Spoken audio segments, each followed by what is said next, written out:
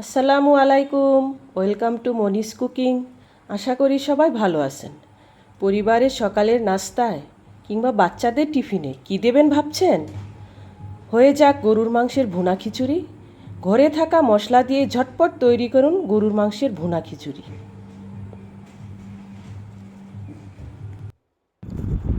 আজ আমি আপনাদের সামনে নিয়ে এসেছি গরুর মাংসের ভুনা খিচুড়ি। অবশ্যই আপনাদের ভালো লাগবে ইনশাআল্লাহ। খিচুড়ি রান্নার জন্য আমি প্রথমে 500 গ্রাম গরুর মাংস রান্না করে নেব। এর জন্য আমি চুলায় একটি প্যান বসিয়ে দিয়েছি, তাতে পরিমাণ মতো তেল দিয়ে পেঁয়াজ কুচি দিয়ে দিচ্ছি। পেঁয়াজগুলো হালকা ব্রাউন করে ভেজে নিব। পেঁয়াজ ভাজা হয়ে গেলে আমি তাতে দিয়ে দিব 1 চা চামচ আদা বাটা,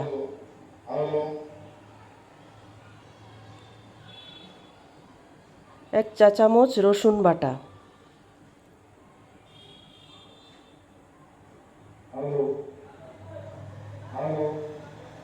1 চা চামচ জিরার গুঁড়ো, 1 চা চামচ ধনিয়া গুঁড়ো, হাফ চা চামচ হলুদ গুঁড়ো,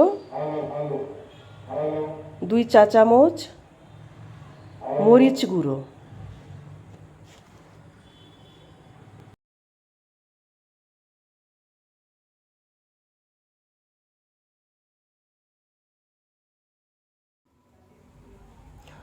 অল্প একটু পানি দিয়ে মশলাগুলোকে আমি কষিয়ে নিব, যাতে মশলাগুলো পুড়ে না যায়। এভাবে পানি দিয়ে ভালোভাবে কষিয়ে নিব। এবার এতে আমি গরম মশলাগুলো দিয়ে দিব।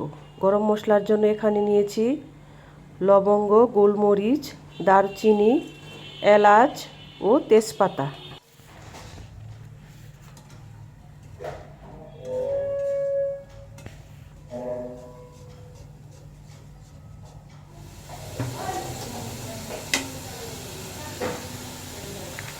এখানে আমি নিয়েছি 500 গ্রাম গরুর মাংস। মাংসগুলো একটু চর্বিযুক্ত। খিচুড়ি রান্নাতে চর্বিযুক্ত মাংস অনেক পারফেক্ট হয়। এবার মাংসগুলোকে আমি মশলা দিয়ে ভালোভাবে কষিয়ে নিব। এবার আমি ঢাকনা দিয়ে ঢেকে দিচ্ছি। কয়েক মিনিট পর ঢাকনা খুলে আবার আমি মাংসগুলোকে ভালোভাবে কষাবো। আমি আবারও কষিয়ে নিচ্ছি মাংসগুলোকে।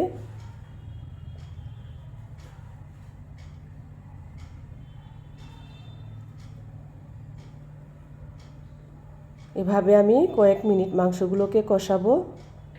আবারও ঢাকনা দিয়ে ঢেকে দিচ্ছি। এবার মাংসর গায়ে যা পানি ছিল তা উঠে এসেছে। এই পানিগুলো শুকানো পর্যন্ত আমি কষাতে থাকব।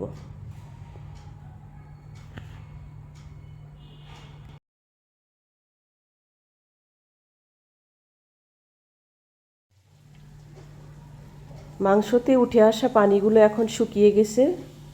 এখন আরেকটু নেড়ে চেড়ে আমি এতে কিছুটা গরম পানি অ্যাড করব সিদ্ধ হওয়ার জন্য। আমি পরিমাণ মতো গরম পানি মিক্সড করছি মাংসগুলোর সাথে।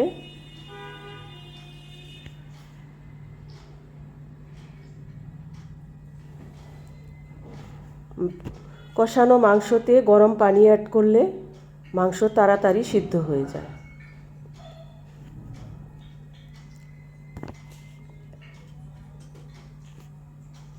এবার আমি ঢেকে দিচ্ছি।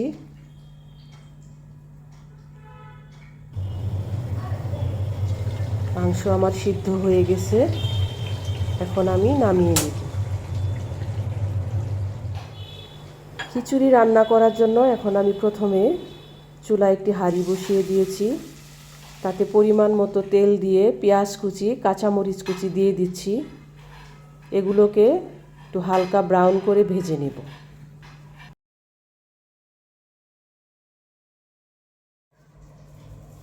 খিচুড়ির মশলার জন্য নিয়েছি 1 চা চামচ আদা বাটা, 1 চা চামচ রসুন বাটা, 1 চা চামচ জিরার গুঁড়ো, 1 চা চামচ ধনিয়া গুঁড়ো, 1 চা চামচ মরিচ গুঁড়ো, হাফ চা চামচ হলুদ গুঁড়ো। আমি এই মশলাগুলো দিয়েই খিচুড়ি রান্না করব। এখন পেঁয়াজ ভাজা হয়ে গেছে, এগুলোতে আমি মশলাগুলো দিয়ে দিচ্ছি।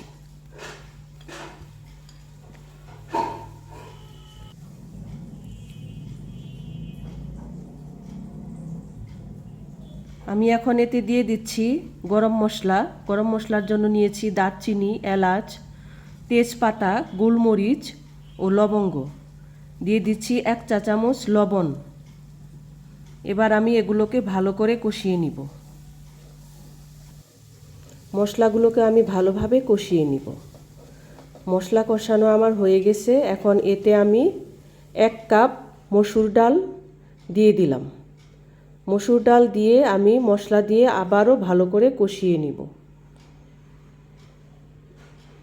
খিচুড়ির মশলা যত কষাবো ততই খিচুড়ি টেস্টি হবে। এবার ডালগুলো সিদ্ধ হওয়ার জন্য হালকা একটু পানি দিয়ে দিচ্ছি পরিমাণ মতো।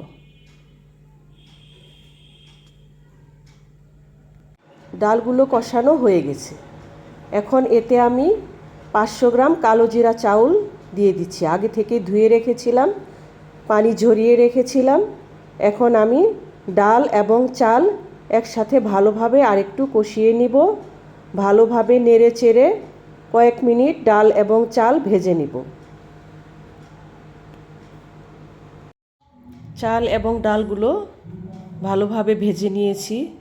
এখন এতে আমি পরিমাণ মতো পানি দিচ্ছি।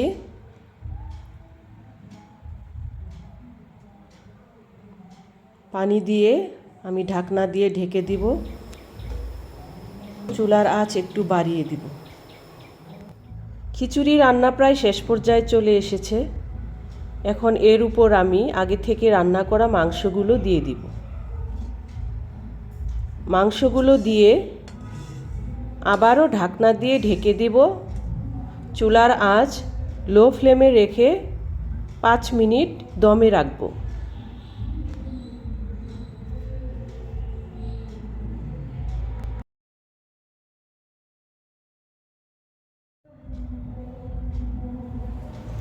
পাঁচ মিনিট পর ঢাকনা খুলে এবার মাংসের সাথে খিচুড়িগুলো ভালোভাবে মিক্সড করে নেব। নেড়েচেড়ে এভাবে নেড়েচেড়ে মাংসের সাথে খিচুড়িগুলো মিক্সড করে নেব। হয়ে গেল আমার খিচুড়ি রান্না। আপনারা বাসায় ট্রাই করে দেখবেন। সবাই জানেন খিচুড়ি রান্না করতে, তারপরেও আমার রেসিপি ফলো করে যদি খিচুড়ি রান্না করেন অবশ্যই ভালো লাগবে ইনশাআল্লাহ। Thank you everyone.